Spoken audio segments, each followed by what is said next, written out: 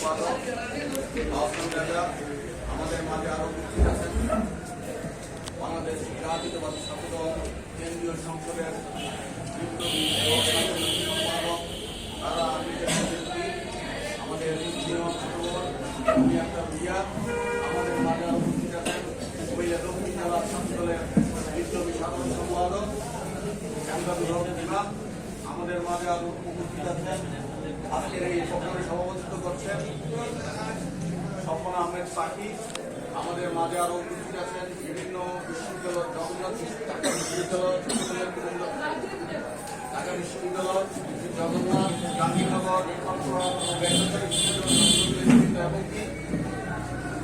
কুমিল্লা দক্ষিণ জেলা এবং কুমিল্লা পরিষদ উপজেলা বিভিন্ন কলেজ পৌরসভা সবাইকে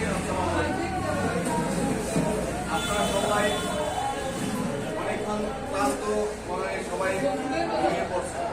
আমার কাছে মনে হয় আজকে এই বৈষম্য উপজেলায় নয়টা ইউনিয়ন আমাদের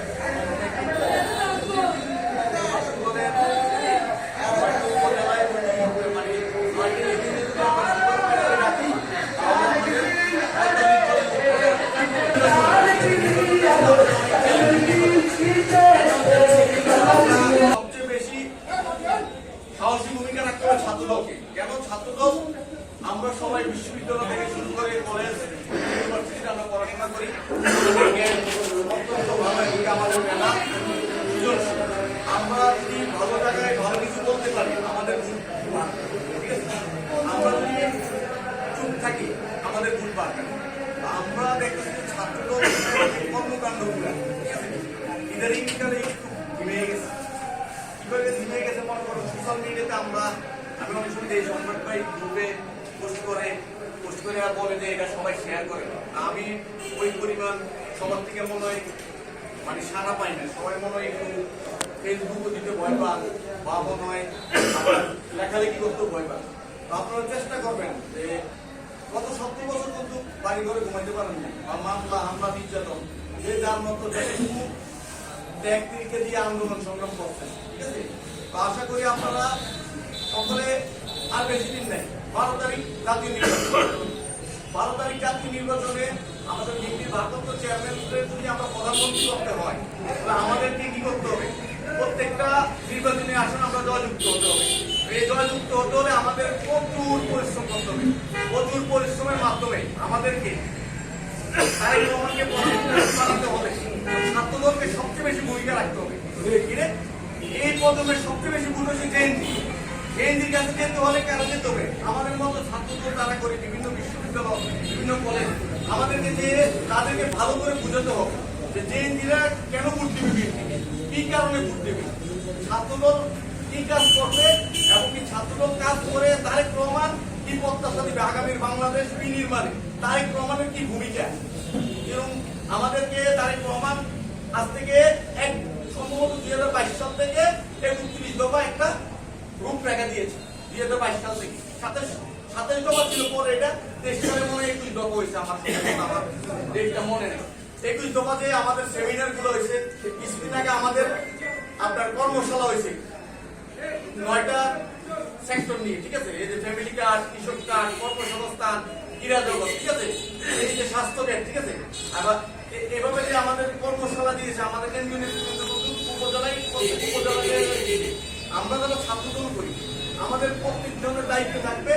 আমরা প্রত্যেকটা ওয়ার্ডে আমরা একটা কমিটি করবো। কেন্দ্রীয় নেতৃত্ব কিন্তু আমাদেরকে সহযোগিতা করবে। তার পাশাপাশি জেলা ছাত্রদল আছে, উপজেলা ছাত্রদল আছে, ইউনিয়ন ছাত্রদল আছে। সর্বনিম্ন সংগঠন হচ্ছে ওয়ার্ড থেকে ইউনিয়ন, ইউনিয়ন থেকে উপজেলা, উপজেলা থেকে জেলা, জেলা থেকে কেন্দ্রীয় নেতৃবৃন্দ। আমরা যদি প্রত্যেকটা এলাকায় পাড়া মহল্লায় যদি একটা ওয়ার্ডে 4টা পাড়া থাকে, 4টা কমিটি করে 10 জন করে কত 40 জন। আমরা যদি প্রত্যেকটা বাড়ি বাড়ি গিয়ে আমাদের খালা খালাম্মা মা বোন, ঠিক আছে, চাচা যারা দাদা দাদি যারাই আছে আত্মীয় স্বজন সবাই দিয়ে যদি আমরা এই তারেক রহমানের 31 দফা যদি আমরা বুঝাতে পারি, সবাই তো বুঝবে না, তাদেরকে বুঝানো যায়, তাদেরকে বুঝাতে হবে। সবাই তো আমরা চেষ্টা করতে হবে আমাদের যে তারুণ্য নির্ভর জেএনজি ওদেরকে বেশি বেশি বুঝে দেবো। কিন্তু জেএনজি পাল কিন্তু আমরা এটা কিন্তু যুবদল বুঝবে না, ছাত্রদল দল বুঝবে না বা বিএনপি বুঝবে না। তো তাদেরকে কিভাবে আমাদের দলে ফেরানো যাবে, প্লাস আমরা তাদেরকে এই তারেক রহমানের এই জমা বাস্তবায়নের লক্ষ্যে কি কি কর্মপরিকল্পনা করতে হবে, এবং কি বিএনপি ক্ষমতায় আসলে কি করবে, কেন করবে, বিএনপি তো ক্ষমতায় আসতে হলে কি করতে হবে, আগে তো বিএনপিকে ভোট দিতে হবে। ভোট না দিলে তো তারেক রহমান যে জমা বা ওই যে ফ্যামিলি কার্ড, কৃষক কার্ড, এগুলো তো বাস্তবায়ন করতে পারবেন না। তারেক রহমানকে আপনারা যদি ভোট দেন, ভোট করে বিজয় অর্জন করান, তো উনি বাস্তবায়ন করবে, ফ্যামিলি কার্ড বাস্তবায়ন করবে, কৃষক কার্ড বাস্তবায়ন করবে, এই বিভিন্ন উপজেলায় আপনার স্টেডিয়াম করবে, টিকেসপি করবে খেলাধুলার জন্য। আমাদের যে যারা ছাত্র, আমাদের তো ক্রীড়া জগৎ, ঠিক আছে, ক্রীড়া জগৎ নিয়ে আমাদেরকে কাজ করতে হবে, ঠিক আছে, এবারে শিক্ষক বান্ধব মানে শিক্ষা নিয়ে কাজ করতে হবে, এগুলো বুঝতে হবে। এগুলো যদি আমাদের বুঝতে হয়, আমাদের সময় লাগবে, পড়াশোনা লাগবে। তো আমরা চেষ্টা করবো সকলে মিলে পড়াশোনা করে প্রত্যেকটা স্টুডেন্টের কাছে বা প্রত্যেকটা ফ্যামিলির কাছে আমাদের বুঝাতে হবে। আর খুব দুটো একটা কমিটি করবা, তোমরা ভবিষ্যৎ উপজেলা ছাত্রদল নেতৃবৃন্দ, কেন কমিটিটা না করলে কি হবে, আমাদের কেন্দ্রীয় নেতৃবৃন্দ কিন্তু অলরেডি কুমিল্লা আসা বসে, ঠিক আছে, আমরা মনে করো বিভিন্ন উপজেলায় কাজ করবো, কিন্তু তারা তোমাদের সহযোগিতা চাবে, তারা প্রত্যেকদিন ডে বাই ডে কাজ করবে। আজকে এই ইউনিয়ন থেকে এই ইউনিয়ন, এই ইউনিয়ন থেকে এই ইউনিয়ন, ওনারা কিন্তু তারেক রহমান ওনাদেরকে পাঠাইছে। কেন পাঠাইছে? যে ওনাদেরকে পাঠাইছে, তোমরা সহযোগিতা করলে ওনারা প্রত্যেকটা মানুষের কাছে যাবে, মানুষের কাছে বিএনপির ভারপ্রাপ্ত চেয়ারম্যান জনাব তারেক রহমানের যে প্রতিশ্রুতি, ওই প্রতিশ্রুতি গুলা মানুষকে বুঝাবে, এবং কি প্রতিশ্রুতি যদি বুঝাতে পারে, জনগণ যদি ভোট দেয়, আমরা যদি বিজয় হই, তারপরে না আমরা ক্ষমতায় আসলে আমরা তাদেরকে প্রতিশ্রুতি বাস্তবায়ন করবো। আমরা যদি ভোট না দেয়, আমরা প্রতিশ্রুতি দিয়ে আসলে হবে, আমরা ওদেরকে কনভেন্স করতে হবে, কনভেন্স করে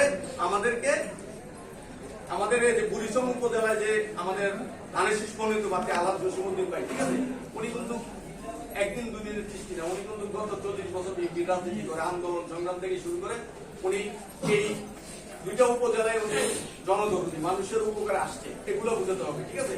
প্লাস তারেক রহমানের আগামী স্বপ্ন, আগামী বাস্তবায়ন যে স্বপ্নগুলা দেখছে, এগুলো আমাদেরকে বুঝাতে হবে, এগুলো বুঝিয়ে মানুষকে কনভেন্স করে 12 তারিখ তারেক রহমান কাউকে একটা কথা বলছে, সবাই খেয়াল করছে কিনা আমি জানি না, সবাই বলছে তাহাজ্জুদের নামাজ পড়ে কেন্দ্রের